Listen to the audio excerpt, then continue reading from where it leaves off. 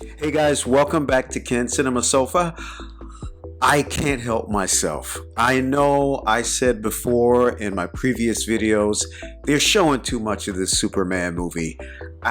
But Ken, I have a problem. I don't have many vices in my life, as a missionary, but I'm kind of addicted, to all the Superman stuff coming out. My hand is like hovering over the play button.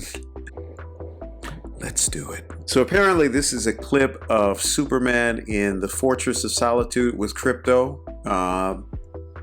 I'm expecting it to be funny. I'm okay with that. Let's see. Let's see how funny. We don't want to overdo it. Okay, 3, 2, 1, go. What is this? Krypto! I love that. Oh, I like that little What zip. the hey, dude? I thought What you the hey? destroyed the whole Superman robots. I thought I told you to keep an eye on him. Superman We feed the robots. canine, but he is unruly. And he realizes we are not flesh and blood and couldn't, in our heart of hearts, care less whether he lives or dies. Stop, Krypto, leave it. What? Ow, stop. Ow, stop. Sit. Stay. It's pretty good. Oh. Wait a minute. Let's watch that again. Whoa. Superman learns how to fly, Man of Steel. It went straight to the next recommended video. No. We don't want any more darkness right now. We can revisit Henry Cavill later. Love those movies, but come on.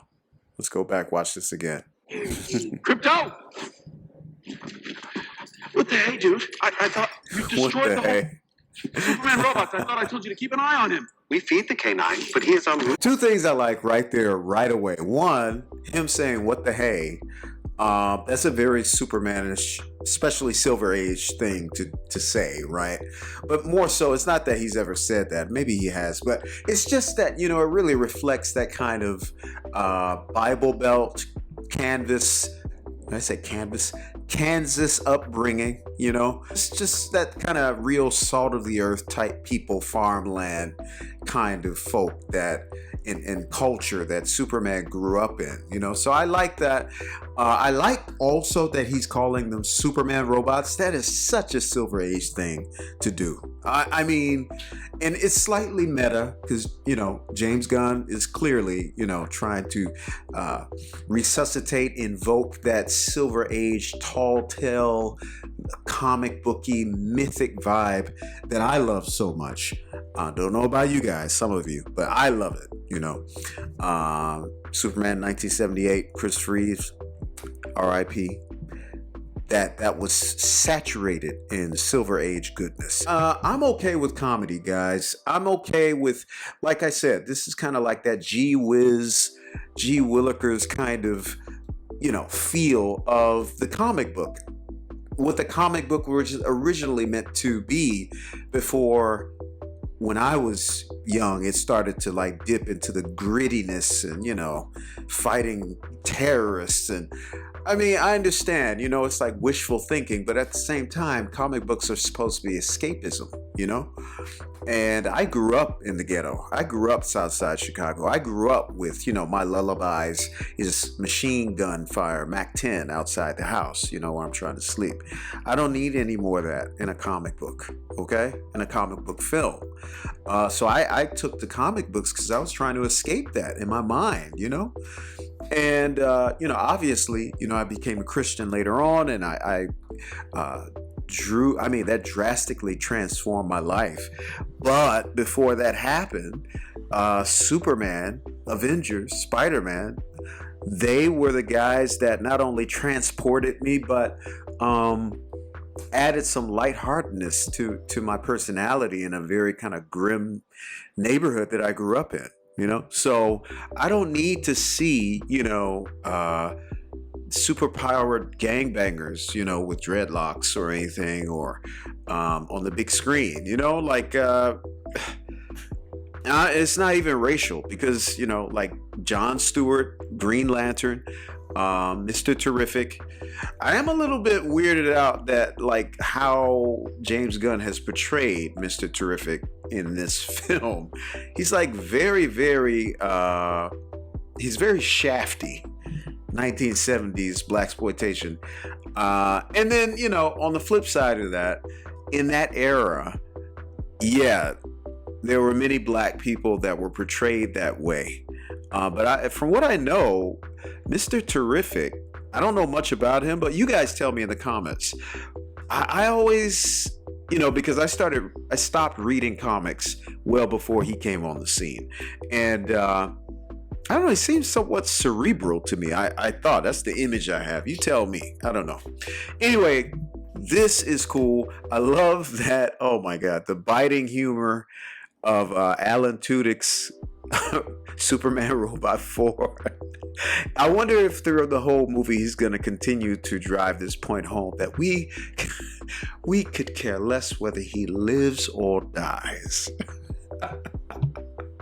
I mean, I mean, that's the question though, you know, when it comes to AI, you know, how much of care are we programming into these beings, and you know, how much of it is it true AI? Because these robots must not be true sentient AI, not unless he's, you know, being cheeky with Superman. He could be doing that too.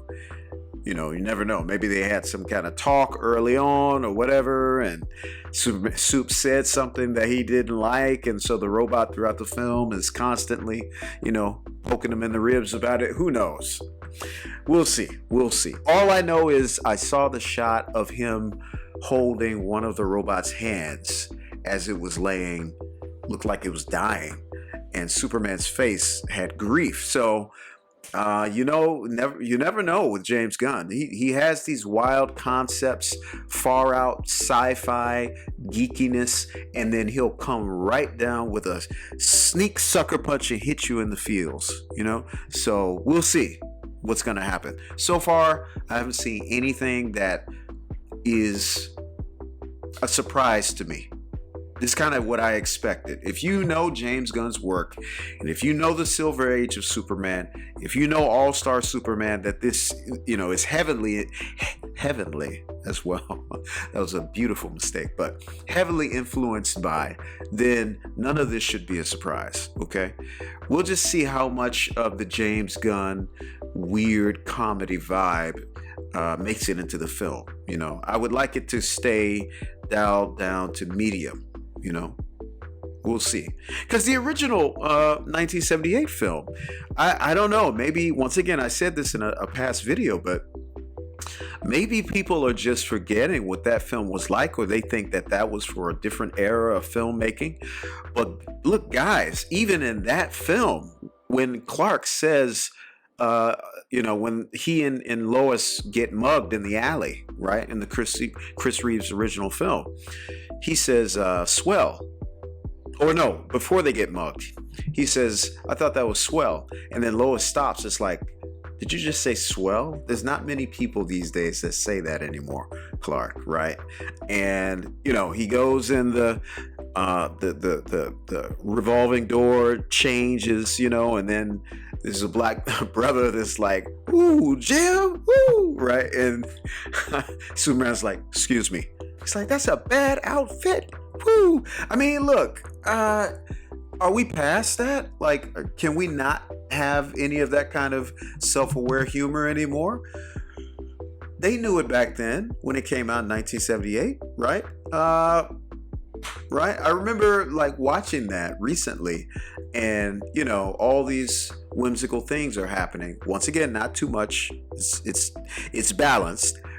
And you know, Clark is just entering the Daily Planet newsroom, and it's bustling and all this stuff, and you know, and then all of a sudden, Perry White points out in Lois's article that there's only one P in rapist, and I'm like, bro. But you know, it's like it's showing you, yes, it's bringing the Silver Age to screen, but at the same time, Richard Donner was showing a kind of eye wink at you, like, hey, yeah, but Metropolis is kind of still in our world. What would it be like if these two worlds kind of collided, or if Superman and all of his whimsy and tall tale Silver Age epicness came into this world, right? That movie is filled with that, and that is the interesting thing about it. And we see a similar thing in Lethal Weapon 1 and 2, especially 2, where the film has a grit to it, right? You see these robbers, ski masks, and Superman blasting each, at cops and everything, trying to get away.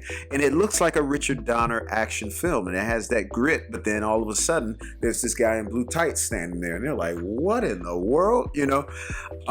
So we'll see if James Gunn can bring a little bit of that grit as well. I don't know. He might not. He might not be able to do it, and that might not even be his goal, right? I think he's going even more Silver Age than the original Chris Reeves film did, and that'll be interesting for me too, because I love Silver Age. But all I'm saying is that in the 1978 film, there was whimsy as well, and then there was that meta wink at you, like, we know it's a comic book, it's okay to chill out and just leave your incredibly ultra serious world for a moment, for 2 hours, and visit this one. It's okay. It started as a comic book. You know who Superman is. Superman's a comic book character. Come on. Anyway, guys, look, if you like my reaction, give me a thumbs up. If you didn't, you can give me a thumbs down. And look, hopefully you'll stop by, keep coming around as I get better at these. And tell me, are you looking forward to this? Did you like this scene? Let me know everything you think about Superman. God bless you, and I'll see you in the next one.